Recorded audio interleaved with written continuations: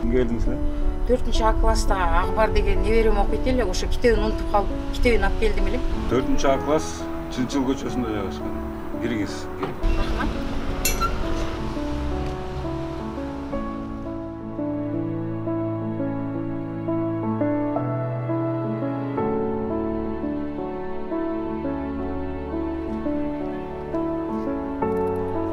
Саламатсыңарбы? Чынчыл көчөсүн издеп жүрөт элем. Бул Акниет көчөсү, андан кийин Ишеним, андан кийин Чынчыл көчөсүнө барасыз. Рахмат, кызым.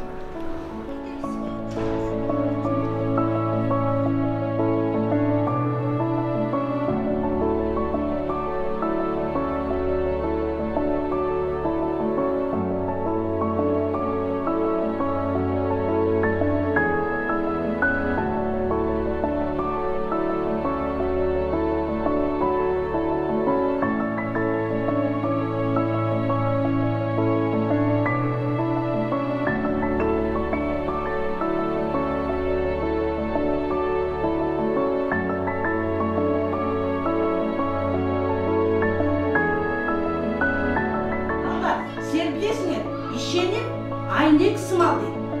Сынған соң ал кайра калыбына келбейт. Ишеним дайыма сыймык алып келет дейбиз. Бул февраль айы эмне деп аталды эле? Эже, бул ишеним айы. Ишеним деген эмне? Ишеним деген бирөөгө же бир нерсеге чын дили менен ишенүү. Биздин девиз ишеним болбой, иш болбойт.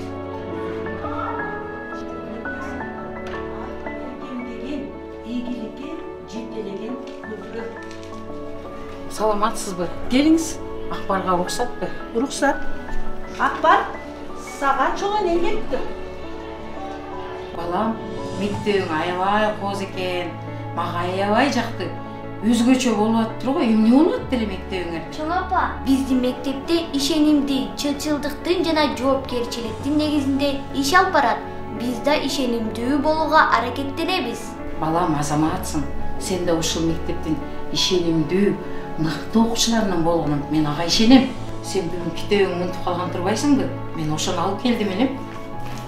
Рахмат чоң апа. Бул шоколад да сага. Ой, рахмат чоң апа. Макул балам, жакшы кал. Ишенимдүү бол. Жакшы алыңыз чоң апа. Жакшы.